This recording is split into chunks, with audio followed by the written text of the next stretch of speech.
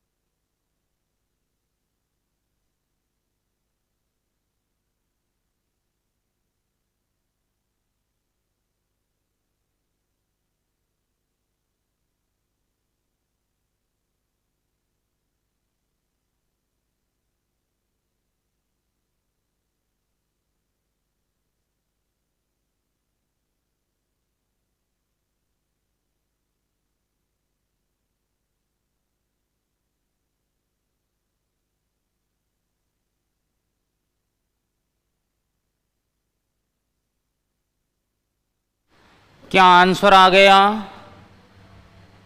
सभी के? क्या ये सभी से क्वेश्चन हो गया क्या? Hello hello. पहले तो मुझे बताओ किस किसने प्रयास किया इसको करने का? कौन है जिसने प्रयास किया है?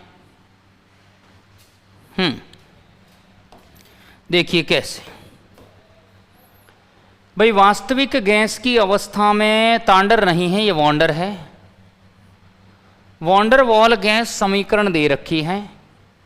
P + a/v² v - v = RT है, और यहाँ P दाब है, V आयतन है, R गैस नियतांक है, T मेरे पास ताप है, और इसी समीकरण में नियतांक A और B की विमाएँ हमें ज्ञात करनी हैं। तो देखिए P + a/v² v - v बराबर है RT। क्या मीनिंग हुआ? नहीं हुआ? ठीक है, मैं बता देता हूँ।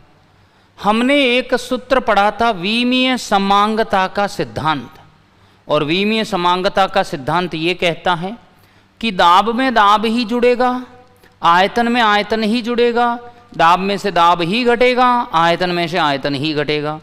तो मुझे ये बताओ ज़रा, अगर ये प्रेशर है तो ये भी तो पूरा का पूरा दाब ही है कि नहीं है? नहीं आया? P plus A by V square हैं अगर, तो मैं कहूँगा दाब के बराबर तो मैं दाब लिख ही सकता हूँ। अरे दाब के बराबर तो मैं दाब लिख ही सकता हूँ कि नहीं लिख सकता हूँ? नहीं आया भाई। दाब में तो दाब ही जुड़ेगा ना, ऊर्जा में ऊर्जा जुड़ेगी, वेग में वेग जुड़ेगा। समान राशियों को ही जोड़ा जा सकता है और समान राशियों को घटाया जा सकता है, असमान राशियों को भाग दिया जा सकता है, गुणा किया जा सकता है। तो मुझे बताओ दाब में अगर दाब ही जुड़ेगा तो ये दाब है तो ये भी दाब है, तो ए बराबर हो जाएगा पी वी स्क्वायर। तो ए बराबर पी बराबर क्या हो जाएगा, बल बट्टे क्षेत्रफल इंटू वेग स्क्वायर। तो ए बराबर एफ क्या हो गया, m1 l1 t-2, एरिया हो गया है l2, और ये है आयतन, आयतन होता है l3, l3 का होल स्क्वायर। क्या हो गया देखो, खचा खचा, m1 l-1 t-2 और l की पावर 6 हुआ कि नहीं हुआ, m1 l5 t-2। क्या ये ए की विमा समझ में आई कि नहीं आई? क्या ये ए की विमा समझ में आई कि नहीं आई, मुझे बताइए। क्या ये ए की विमा समझ में आया कि नहीं?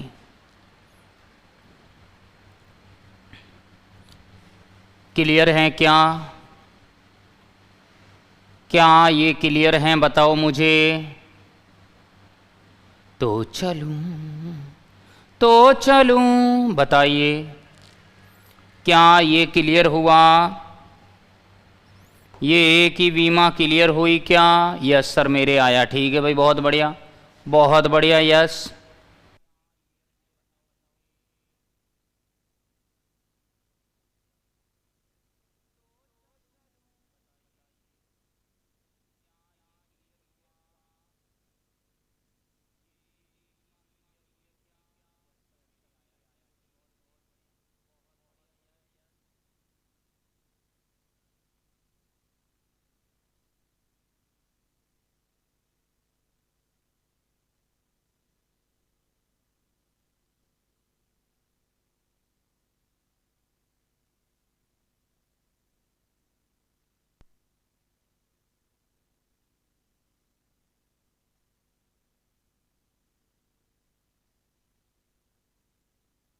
बताओ मुझे, ये v माइनस बी में b का कैसे निकालोगे?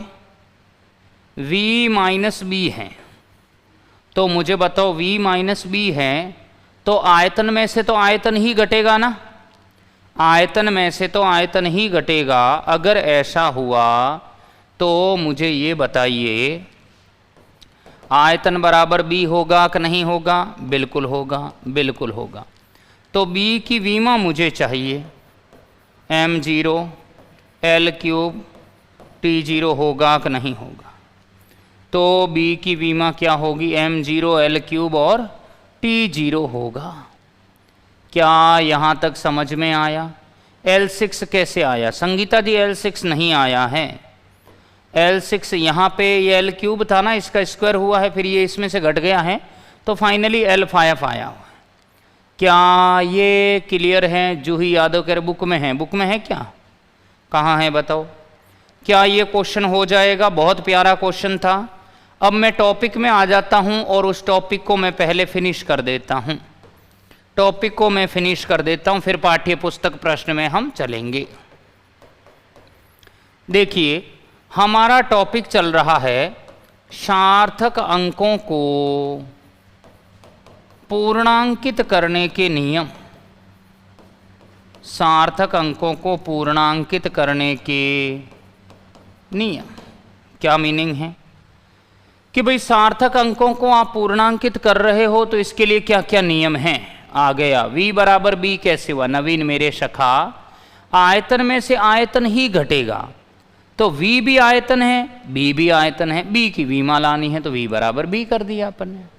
समझ गए? सार्थक अंकों को पूर्णांकित करने के नियम मैं पढ़ा रहा हूँ, नियम मैं पढ़ा रहा हूँ। देखिए क्या कहना चाह रहा है ये, क्या कहना चाह रहा है। देखिए पहला नियम स्टार्टिंग से ही ले लेता हूँ, स्टार्टिंग से ही बता देता, कल वाली फाइल यहाँ नहीं है। पहला नियम मैंने बताया है कि जिस अंक को पूर्णांकित करना है, कल पढ़ाया था ना, कौन कौन पढ़कर आया मुझे बताओ। जिस अंक को पूर्णांकित करना होता है, जिस अंक को पूर्णांकित करना होता है, उसके बाद वाला अंक, जिस अंक को पूर्णांकित करना होता है उसके बाद वाला अंक यदि क्या है, उसके बाद वाला अंक यदि मैं कहूँगा अंक यदि 5 से कम है, यदि 5 से कम है, जिस अंक को पूर्णांकित करना है उसके बाद वाला अंक यदि 5 से कम है तो वह अंक अपरिवर्तित रहता है। तो वह अंक क्या करता है, जिस अंक को पूर्णांकित करना होता है उसके बाद वाला अंक यदि 5 से कम है तो वह अंक क्या रहेगा, अपरिवर्तित रहता है। कैसे, मैंने, हाँ ठीक है, x बराबर मैंने लिख दिया है 2.343। मान लीजिए मुझे इसको पूर्णांकित करना है 4 को। मैंने 4 के नीचे जो है डंडी लगाई है। फर्स्ट पॉइंट लास्ट वीडियो में पढ़ा दिया था वीरेंद्र जी, कोई बात नहीं, इसको स्टार्टिंग से ले लेते हैं। मुझे मान लो 4 को पूर्णांकित करना है तो 4 के बाद वाला अंक जो है, 4 के बाद वाला ये जो अंक है ये मेरे पास, मुझे बताओ 5 से कम है कि नहीं है, ये मुझे बताइए 5 से कम है कि नहीं है। 4 के बाद वाला अंक 5 से कम है। अगर ये 5 से कम है, 5 से कम है तो इसको राउंड फिगर में आप x बराबर ऐसे लिखोगे 2.34।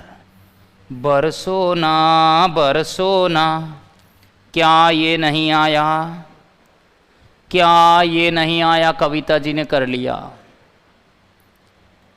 समझ गए इतना कि भाई जिस अंक को पूर्णांकित करना है उसके बाद वाला अंक अगर 5 से कम है तो वो अंक अपरिवर्तित रहेगा। अब आओ सेकंड पॉइंट। सेकंड पॉइंट क्या है, मैं कहूँगा जिस अंक को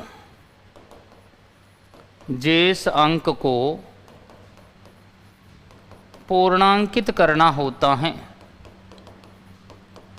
जिस अंक को पूर्णांकित करना होता है उसके बाद वाला अंक, उसके बाद वाला अंक, जिस अंक को पूर्णांकित करना होता है उसके बाद वाला अंक यदि,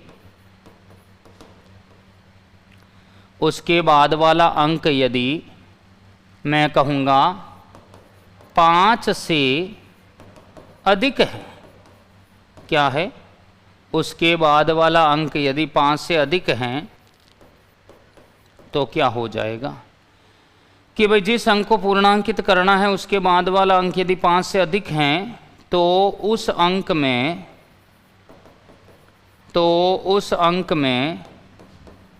एक जुड़ जाता है।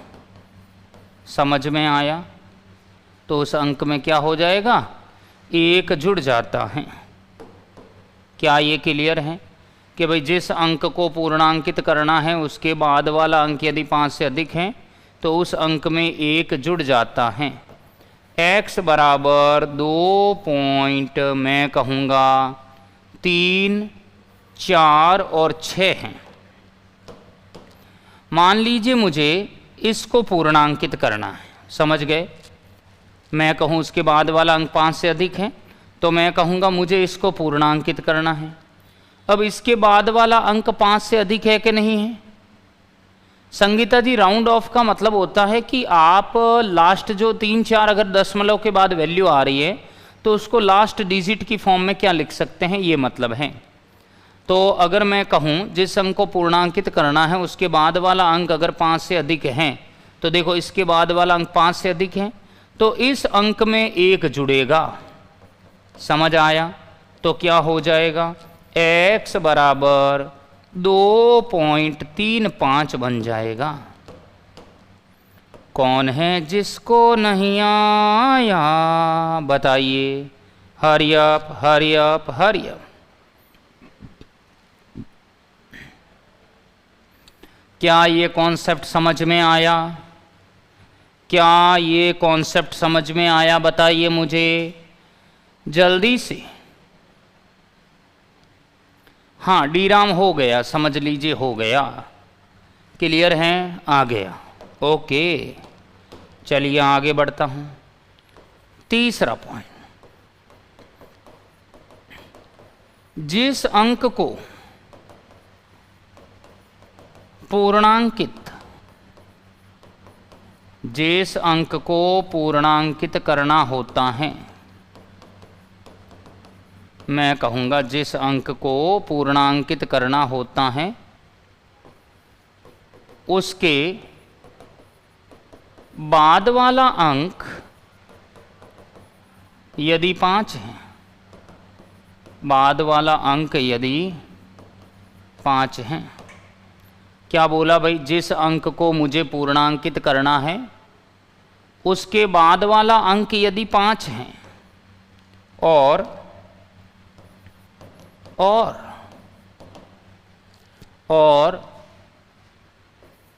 5 के पश्चात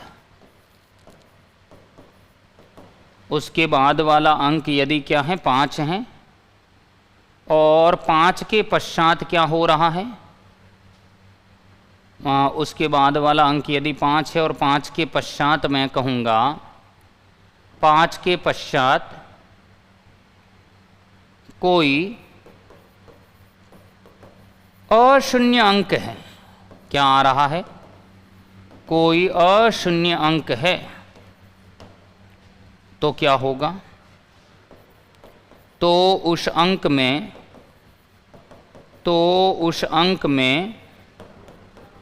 1 जुड़ जाता है।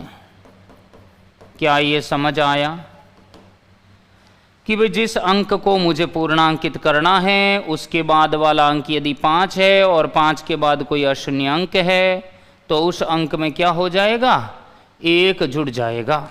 देखिएगा कैसे, मैं कहूँगा x बराबर 2.3 और मैं कहूँगा 5 और ये 8 है। मुझे किसको पूर्णांकित करना है, 3 को। समझ आया?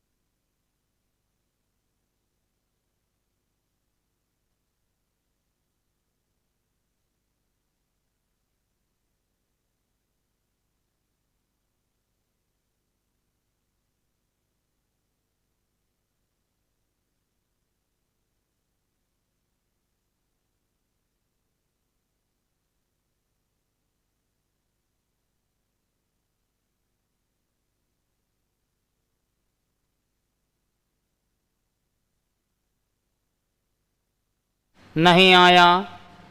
डी राम अवश्य बताओ क्या हो जाएगा। x बराबर 2.358 है, तो अगर इसके बाद मान लो 5 या 5 के बाद कोई अशून्य है, इसमें 1 जुड़ जाएगा, तो x बराबर आ जाएगा 2.4 और आप सीधा राउंड फिगर में इतना लिख दोगे तो भी चलेगा। समझ में आया क्या? मैं कहूँगा इसमें +1 ऐड होगा और ऐड होगा तो ये वैल्यू आ जाएगी मेरे पास x बराबर 2.4 राउंड फिगर के अंदर, आगे कुछ लिखना ही नहीं है। कौन है जिसको नहीं आया? हाँ 359 हो तो 3 में 1 जुड़ जाएगा घनश्याम, 3 में 1 जुड़ जाएगा। क्या ये समझ आया कि भाई जिस अंक को पूर्णांकित करना है उसके बाद वाला अंक मैं कहूँ 5 और 5 के बाद कोई अशून्य अंक है तो उस अंक में क्या होगा? 1 जुड़ेगा। ओके, फिर देखो अगला पॉइंट। मैं कहूँगा जिस अंक को पूर्णांकित करना होता है उसके बाद वाला अंक मैं कहूँगा यस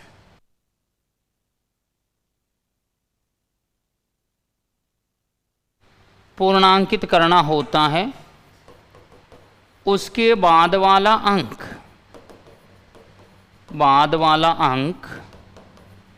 यदि क्या हो जाएगा कि जिस अंक को पूर्णांकित करना होता है उसके बाद वाला अंक यदि मैं कहूँ उसके बाद वाला अंक यदि 5 उसके बाद वाला अंक यदि 5 है और 5 के बाद 0 या कुछ भी नहीं है, 0 या कुछ भी नहीं है, समझ आया? 5 के बाद 0 या कुछ भी नहीं है और वह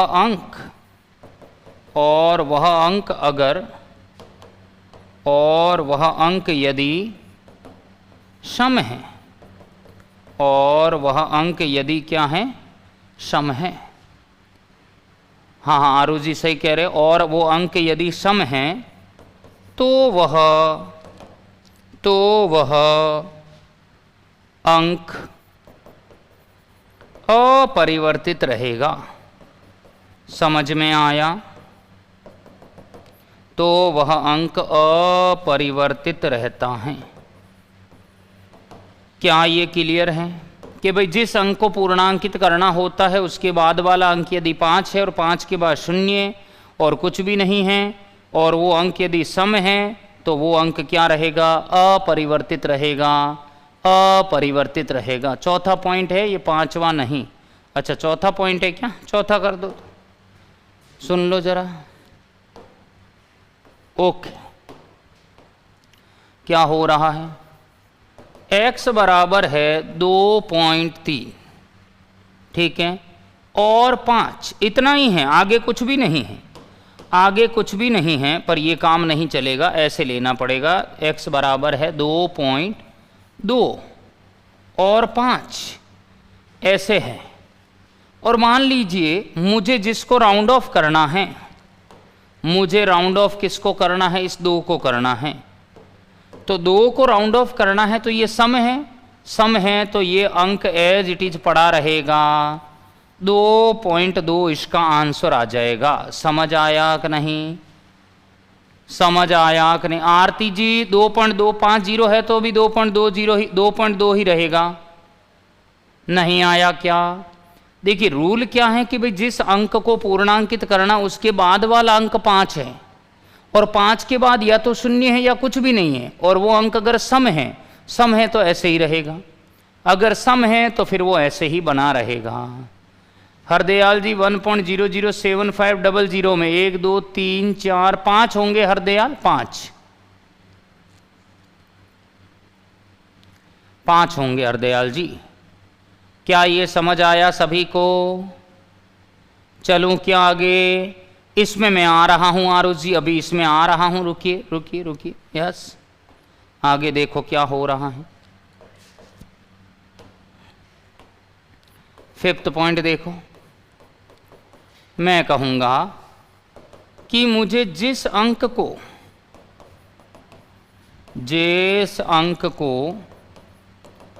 पूर्णांकित करना होता है,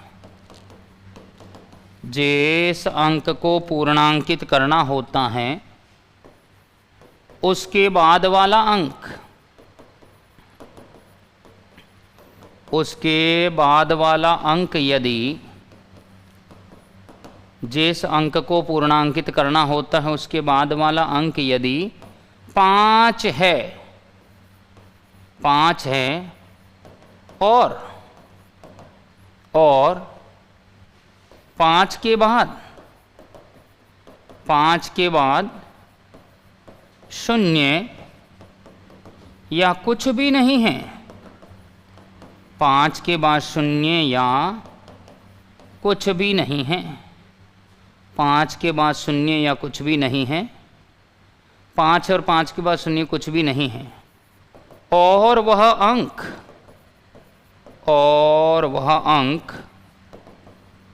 विषम है, और वह अंक क्या है? विषम है। तो वह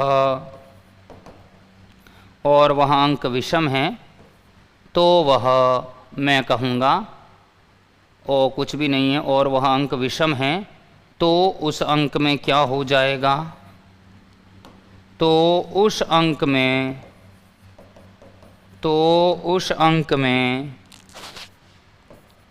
1 जुड़ जाता है। उस अंक में क्या हो रहा है? मैं कहूँगा तो उस अंक में 1 जुड़ जाएगा।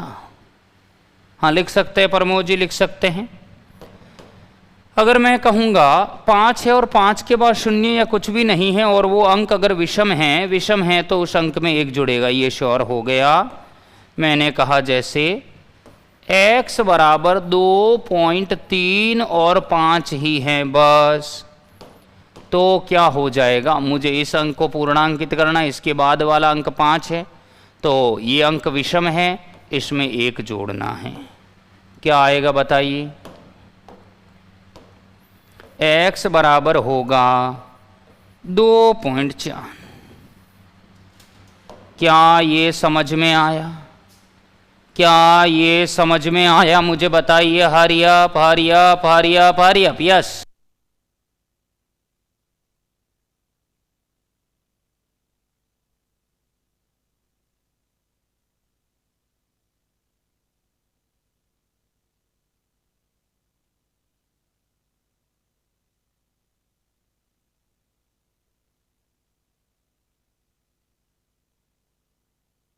क्या ये क्लियर है सभी को? क्या ये क्लियर हैं?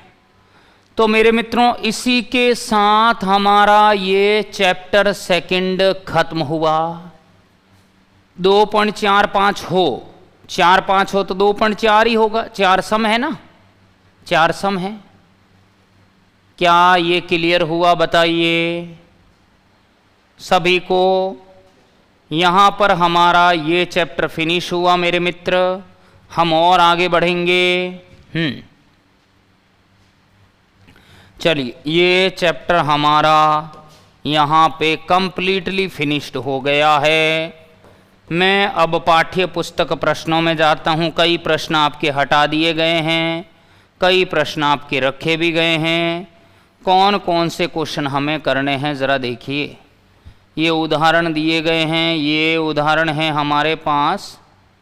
पाठ्य पुस्तक उदाहरण काफ़ी ज़्यादा हैं। हम सीधे आ रहे हैं पाठ्य पुस्तक प्रश्न में। सीधे हम पाठ्य पुस्तक प्रश्न में आ रहे हैं और पाठ्य पुस्तक प्रश्न 2.1 को पढ़ो फटाफट। वीरेंद्र जी ज़रूर वीरेंद्र जी बताइए। पाठ्य पुस्तक प्रश्न 2.1 को पढ़िए।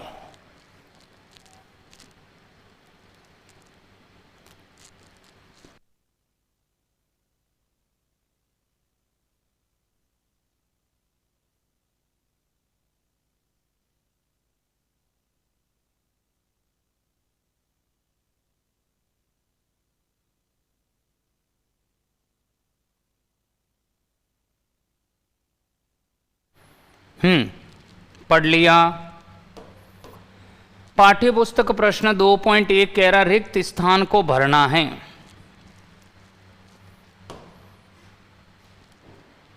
कि किसी 1 सेंटीमीटर भुजा वाले घन का आयतन dash dash dash metre cube के बराबर है। ये किसके बराबर है? एग्जाम्पल भी करवा दो। सुमित जी बिल्कुल कराएंगे। कुछ एग्जाम्पल हटा दिए हैं तो वो हटाने के बाद कल अपन इनको निशान करेंगे और फिर एग्जाम्पल में भी आएंगे। सुनो कि किसी 1 सेंटीमीटर भुजा वाले घन का आयतन हमें डैश डैश किस में लाना है? मीटर क्यूब में लाना है।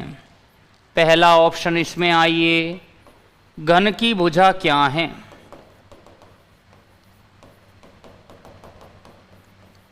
घन की भुजा 1 सेंटीमीटर है कि नहीं? 1 सेंटीमीटर भुजा का घन है और उसका आयतन मुझे मीटर क्यूब में लाना है। ठीक है, अब मुझे ये बताओ घन का आयतन क्या होता है? घन का आयतन क्या होता है? घन का आयतन भुजा क्यूब होगा कि नहीं होगा? बिल्कुल होगा। तो ये 1 सेंटीमीटर का क्यूब हो रहा है कि नहीं हो रहा है? छम्मा छम्मा है, छम्मा छम्मा। विवेक यादव, उसकी चिंता आप मत कीजिए कि मैं कमेंट पढ़ता हूं कि नहीं पढ़ता हूं। आप सिर्फ अपना काम कीजिए, अपनी सिर्फ पढ़ाई में ध्यान देना है।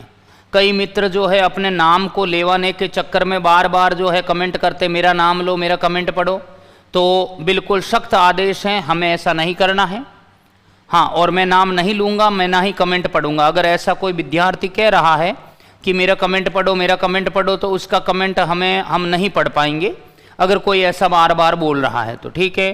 तो कृपया सिर्फ पढ़ाई में ध्यान दें, बड़े अध्ययन से, अच्छे ढंग से। अब ये 1 सेंटीमीटर है तो मुझे बताइए ये 1 का क्यूब हो गया, ये सेंटीमीटर का क्यूब हुआ कि नहीं हुआ? बिल्कुल हुआ। 1 का क्यूब 1 ही है और 1 सेंटीमीटर तुम्हें मालूम है 1 सेंटीमीटर होता है 10 की घात -2 मीटर। 1 सेंटीमीटर होता है 10 की घात -2 मीटर का होल क्यूब। तो 1 सेंटीमीटर का मान रख दिया 10 की घात -2 और सेंटीमीटर को कन्वर्ट कर दिया मीटर में। मुझे चाहिए वॉल्यूम। तो वॉल्यूम V बराबर क्या हो जाएगा?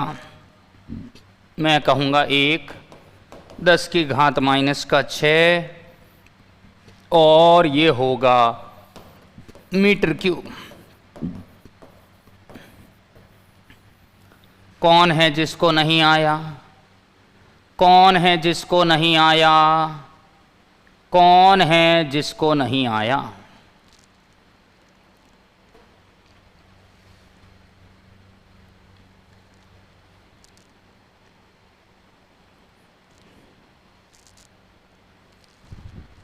समझ आया क्या? क्या ये सभी को आ गया? सभी को आ गया? ओके, अब बी में आओ। अब बी में आइए। बी में क्या कहना चाह रहा है कि किसी 2 सेंटीमीटर त्रिज्या 10 सेंटीमीटर ऊंचाई वाले सिलेंडर का पृष्ठ क्षेत्रफल मिलीमीटर स्क्वायर में कितना है? मुझे बताइए त्रिज्या कितनी दे रखी है? 2 सेंटीमीटर। ऊंचाई कितनी दे रखी है? ऊंचाई है 10 सेंटीमीटर। ऊंचाई है मेरे पास 10 सेंटीमीटर। क्या पूछना चाह रहा है? आया आया। सिलेंडर, सिलेंडर का मतलब होता है बेलन। तो सिलेंडर का हमें पृष्ठीय क्षेत्रफल पूछ रहा है। सिलेंडर का हमें पृष्ठीय क्षेत्रफल पूछ रहा है। पृष्ठीय क्षेत्रफल पूछ रहा है। क्या कहना चाह रहा है? देखिए, मैं कहूँगा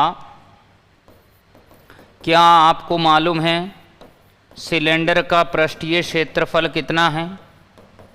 सिलेंडर का पृष्ठीय क्षेत्रफल मैं कहूँगा एरिया बराबर है 2 पाई r प्लस एच। कुछ ऐसा ही है क्या? चेक करो, कुछ ऐसा ही है क्या? देखो सिलेंडर का पृष्ठीय क्षेत्रफल क्या है बताइए? 2 पाई r प्लस एच है क्या? चेक कर लो। नहीं आया? घनश्याम जी ये नहीं आया? अरे यार इसमें तो कुछ है ही नहीं। जूही मिंडा ये नहीं आया, अरे क्या किया तुमने। अरे 1 सेंटीमीटर होता है 10 की घात -2 मीटर, बस रख दीजिए, मीटर क्यूब हो जाएगा। संगीता मिंडा ये 1 सेंटीमीटर का मान है 10 की घात -2 मीटर, क्यूब करोगे तो 3 × 2 होगा, 6 नहीं होगा क्या। भाई बेसिक गणित पढ़ के आए, बेसिक गणित पढ़ के आए थोड़ा सा। हाँ शिव शंकर नहीं आएगा, रिवाइज करना पड़ेगा आपको। 10 की घात माइनस में चाह वाला तो हमने पढ़ा है, तो पढ़ा है तो डी राम कहाँ दिक्कत है। लो भाई बताओ, बेलन का पृष्ठीय क्षेत्रफल का सूत्र ये है कि नहीं है, जल्दी से मुझे बताइए। Hurry up hurry up hurry up.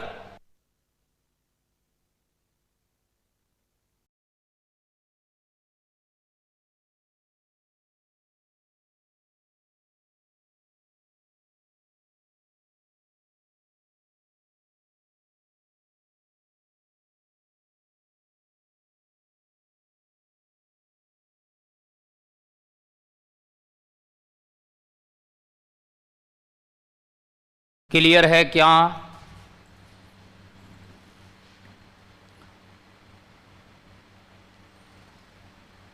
हम्म 2πRH होगा। अच्छा ये भी ठीक है, 2πRH से भी कर सकते हैं।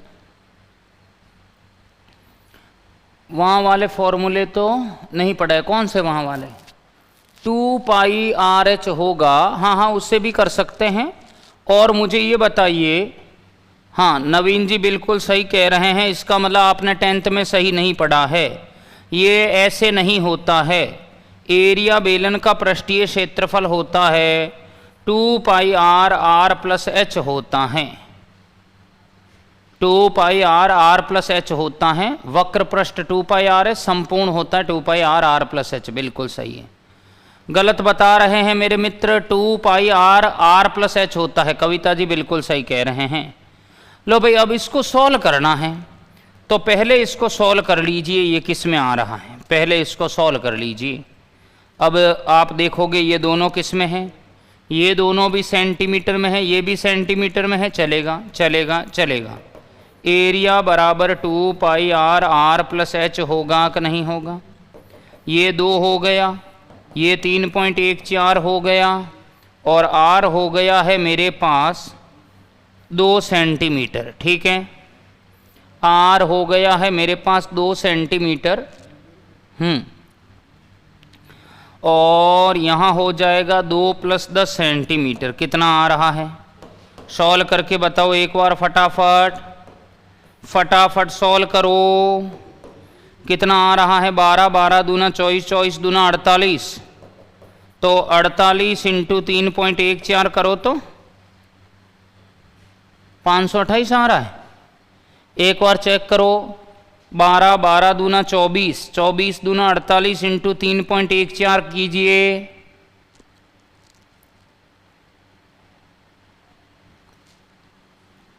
528 तो नहीं आना चाहिए।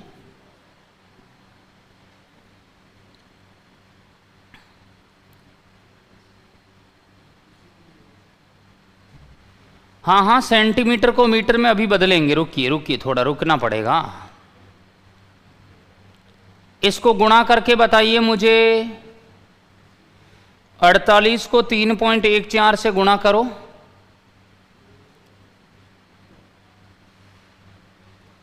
शिव शंकर सेंटीमीटर को मीटर में अभी बदल देंगे, रुकिए। 140.72 ही आ रहा है, बस 140.72 कह रहा, एक आ रहा है 150.72, अनूप जी कह रहे हैं। एरिया बराबर आ रहा है 150.72 सेंटीमीटर स्क्वायर। क्या ये आया, क्या ये आया, ठीक है। एरिया बराबर आया है 150.72 सेंटीमीटर स्क्वायर। क्या तुम्हें मालूम है 1 सेंटीमीटर में कितने मिलीमीटर होते हैं, 10। क्या तुम्हें मालूम है 1 सेंटीमीटर में कितने मिलीमीटर होते हैं, 1 सेंटीमीटर में 10 मिलीमीटर हैं। 1 सेंटीमीटर में 10 मिलीमीटर है कि नहीं है बताइए? क्या ये तुम्हें सभी को मालूम है क्या?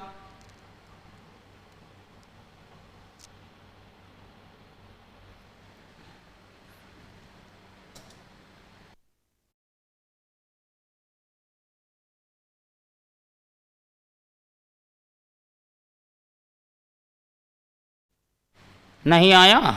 ठीक है। अब मुझे ये बताइए, एरिया बराबर 150.72 है, 1 सेंटीमीटर का वैल्यू 10 मिलीमीटर है, तो ये 10 मिलीमीटर रख दूं और इसका होल स्क्वायर करूंगा कि नहीं करूंगा? अरे भाई ये सेंटीमीटर स्क्वायर है और 1 सेंटीमीटर की वैल्यू 10 मिलीमीटर है, तो 10 मिलीमीटर का स्क्वायर रखूंगा कि नहीं रखूंगा? अनामिका जी अभी कल क्वेश्चन करेंगे, हम कल क्वेश्चन करेंगे। नहीं आया? तो चलूं 150/72, ये हो गया है 10 का स्क्वायर, ये हो गया है मिलीमीटर का होल स्क्वायर। एरिया बराबर 150.72, ये आ गया है 100 मिलीमीटर का स्क्वायर।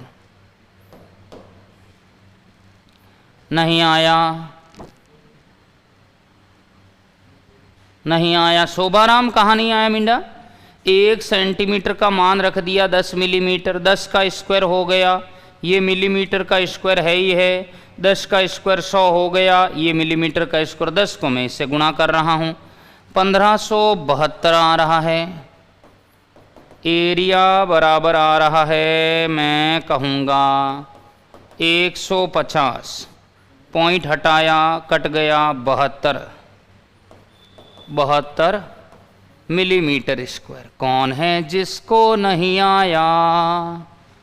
कौन है जिसको नहीं आया? डी राम नहीं आया, ठीक है।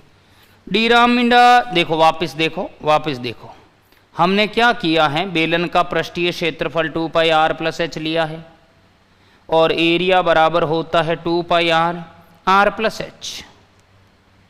सिंपल, वैल्यू रख दिया 2 3.142, 2 + 10 है, तो एरिया बराबर हो गया है 48, 3.14 गुणा किया 150.72 सेंटीमीटर स्क्वायर।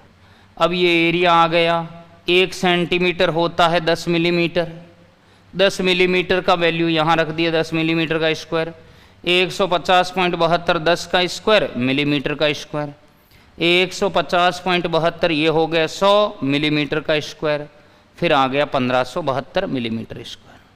नहीं कृष्णा जी, कल नया चैप्टर शुरू नहीं होगा, नए चैप्टर में अभी वक्त लगेगा, कल हम क्वेश्चन और करेंगे।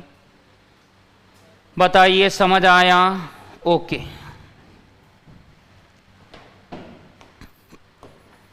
तीसरा देखो, तीसरा क्या है, ये हो गया, ये हो गया।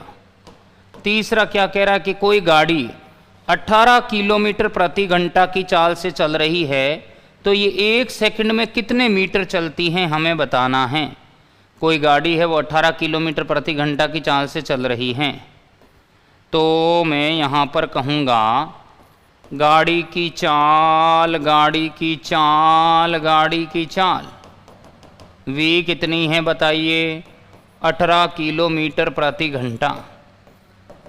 18 किलोमीटर को मीटर में बदलूंगा, किलोमीटर को मीटर में बदल दिया तो 1 किलोमीटर हो गया 1000 मीटर और 1 घंटा हो गया 60 मिनट। होता है कि नहीं होता है? अरे होता है कि नहीं होता है मेरे सखा? 18 10 की घात 3 और 60 मिनट है, 1 मिनट कितना सेकंड हो गया? 60 सेकंड। डा डा डा डा डा डा डा। नहीं आया? नहीं आया? अरे मिनट को सेकंड में बदलना पड़ेगा ना। सुनिए, v बराबर हो गया है 18 10 की घात 3 6 छंगे 36 और ये डबल जीरो, क्या हो गया? भच। v बराबर 180/36 आएगा कि नहीं आएगा? 18 दूना 36, ये हो गया 10, 2, 5। v बराबर कितना होगा? 5 मीटर प्रति सेकंड, मतलब 1 सेकंड में कितना आ रहा है? 5। अर्थात गाड़ी, अर्थात वाहन 1 सेकंड में 5 मीटर चलता है। कितना चलता है? 1 सेकंड में 5 मीटर। नहीं आया क्या? तो 1 सेकंड में कितने मीटर चलेगा? 5 मीटर।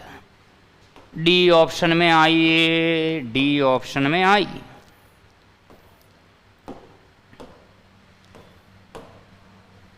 कह रहा है शीशे का आपेक्षिक घनत्व 11.3 है, तो इसका घनत्व ग्राम प्रति सेंटीमीटर क्यूब और किलोग्राम प्रति मीटर क्यूब में कितना है?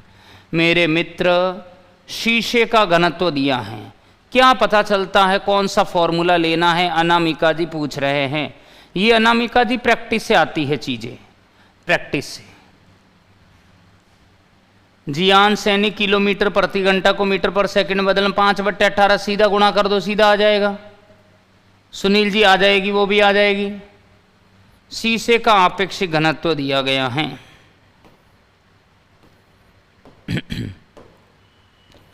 मैं कहूंगा शीशे का आपेक्षिक घनत्व कितना है? शीशे का आपेक्षिक घनत्व कितना है? 11.3 है। कितना है भाई? 11.3 है। अगर ये 11.3 है, ठीक है, और इसका घनत्व ग्राम और केजी में भी लाना है, ठीक है भाई, ओके। लो देखिए, आप जानते हैं कि आपेक्षिक घनत्व का फॉर्मूला क्या है? मैं कहूँगा शीशे का आपेक्षिक घनत्व, शीशे का आपेक्षिक घनत्व बराबर होगा शीशे का खुद का घनत्व, शीशे का घनत्व, और बट्टे में क्या आएगा? 4 डिग्री सेंटीग्रेड पर जल का घनत्व। 4 डिग्री सेंटीग्रेड पर जल का घनत्व। समझ आया कि नहीं? समझ आया कि नहीं बताइए? शीशे का मुझे आपेक्षिक घनत्व चाहिए, तो वो हो जाएगा शीशे का घनत्व और डिवाइड में आएगा 4 डिग्री सेंटीग्रेड पर जल का घनत्व। क्या ये फॉर्मूला याद है आपेक्षिक घनत्व का? जल्दी बताइए मुझे, हरी अप। यस,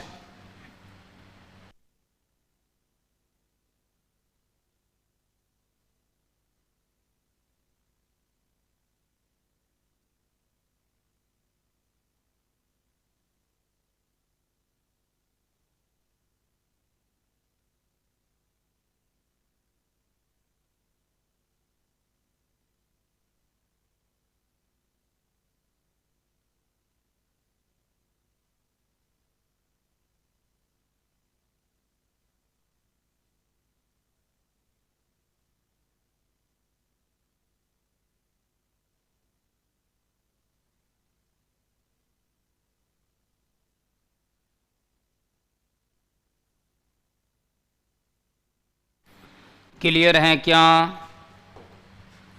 अब देखो, तो मुझे शीशे का घनत्व चाहिए। शीशे का घनत्व बराबर क्या हो जाएगा? मैं कहूँगा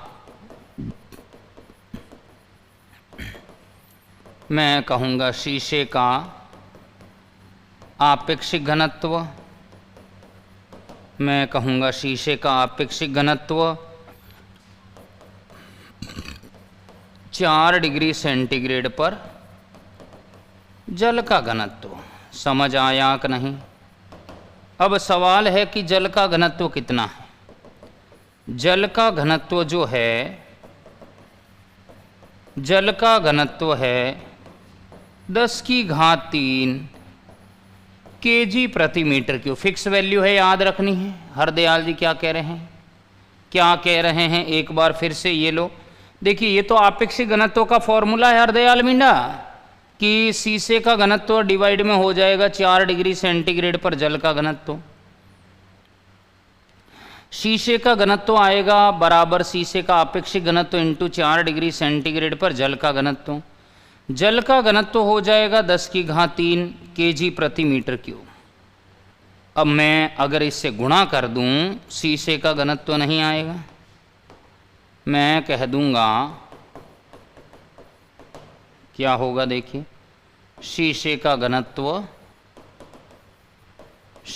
का घनत्व बराबर क्या हो जाएगा। देखिए ज़रा, मैं यहाँ पर कहूँगा कि शीशे का घनत्व मुझे लाना है, तो आपेक्षिक घनत्व कितना है, 11.3 है। देख रहे हैं 11.3 है।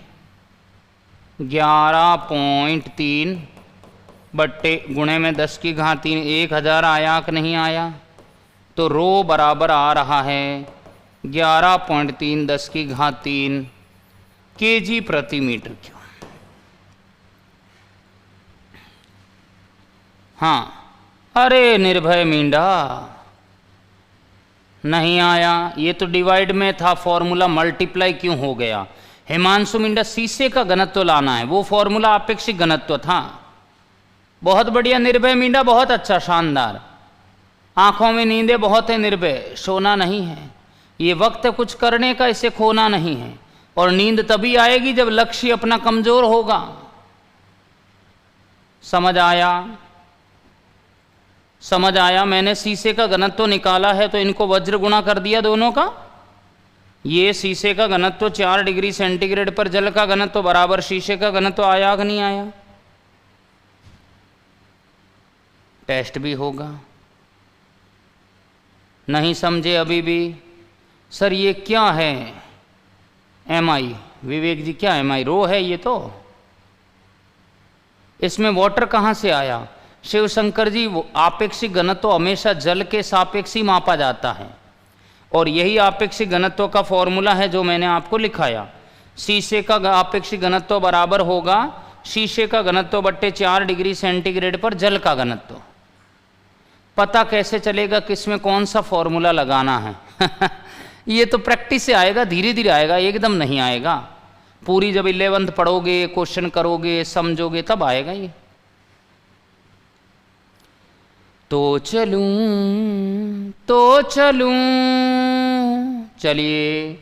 चलिए ओके।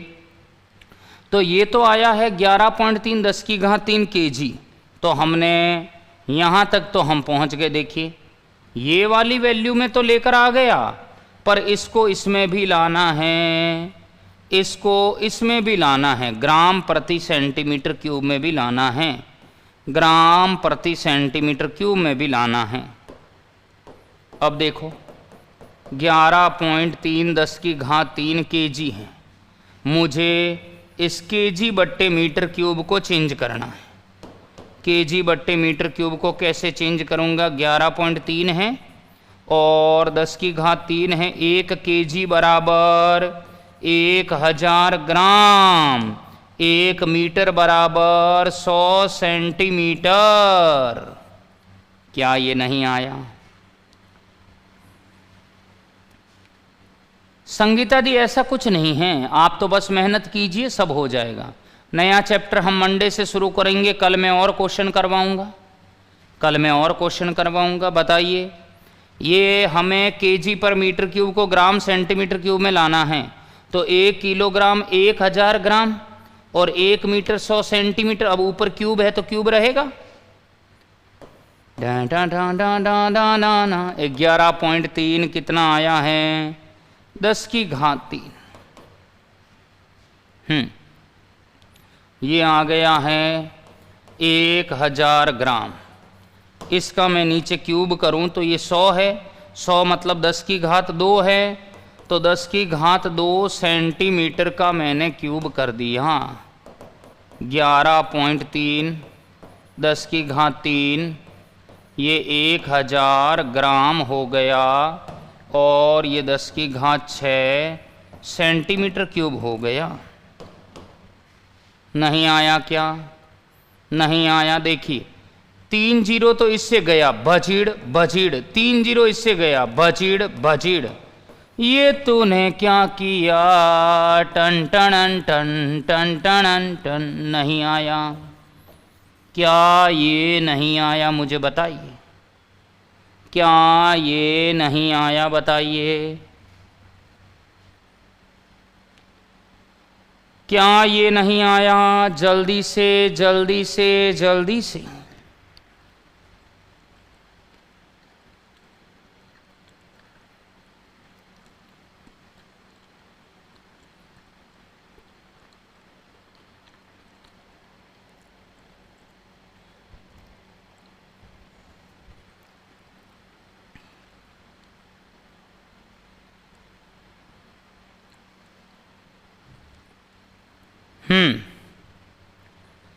किसको नहीं आया?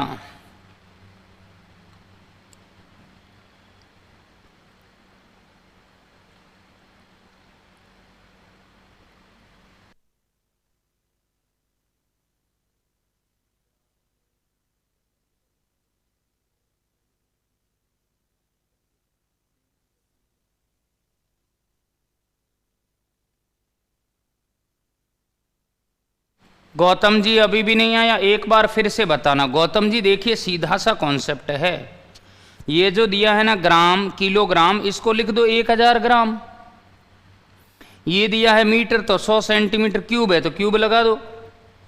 अब जब ऐसा करोगे तो ये 1000 ग्राम आएगा, ये 10 की घात 2 सेंटीमीटर क्यूब आएगा, 10 की घात 6 सेंटीमीटर क्यूब हो गया 11.3। और भी ये मुझे क्वेश्चन करवाना है, पर ये मैं होमवर्क में दे रहा हूँ, ये आप करके लाना रे बाबा, करके लाना रे। बिल्कुल सर, पाठ्य पुस्तक के क्वेश्चन कल करवाओगे क्या या आज नहीं करवाओगे? आज तो करवा ही रहा हूँ, कल और करवाऊंगा, और बच गए तो मंडे को और करेंगे। क्वेश्चन हम एक एक करेंगे, पूरी ज़बरदस्त एडी से चोटी तक का जोर लगाएंगे, हर एक कॉन्सेप्ट को सीखेंगे। ऐसे ही किसी कॉन्सेप्ट को हम जाने नहीं देंगे, ध्यान रहे, ध्यान रहे। चलिए मैं आपको बता देता हूं कि आज अपन ने क्या क्या पढ़ा, क्या क्या हमने देखा।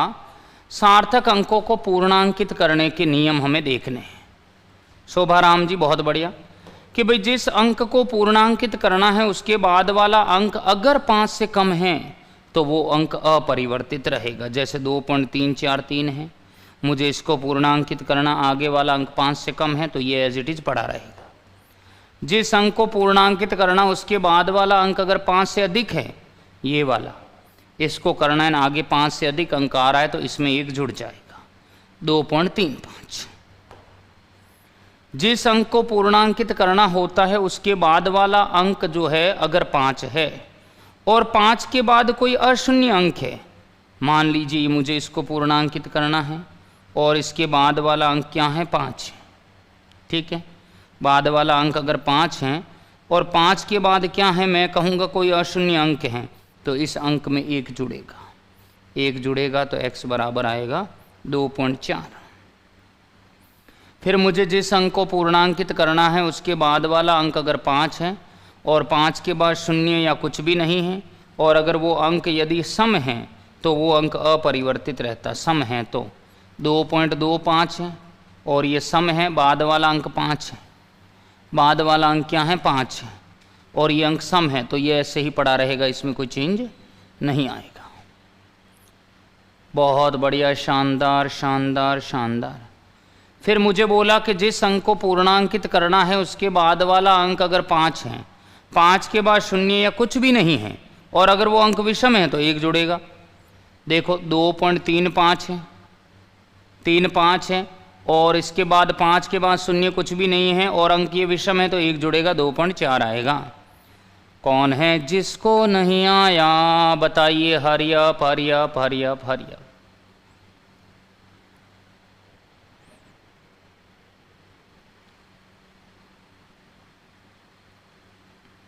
क्या ये नहीं आया?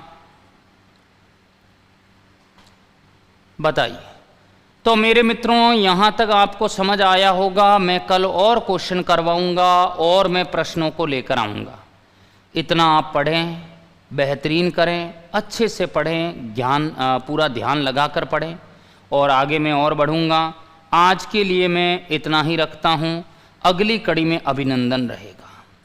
कदम निरंतर चलते जिनके, श्रम जिनका अविराम है।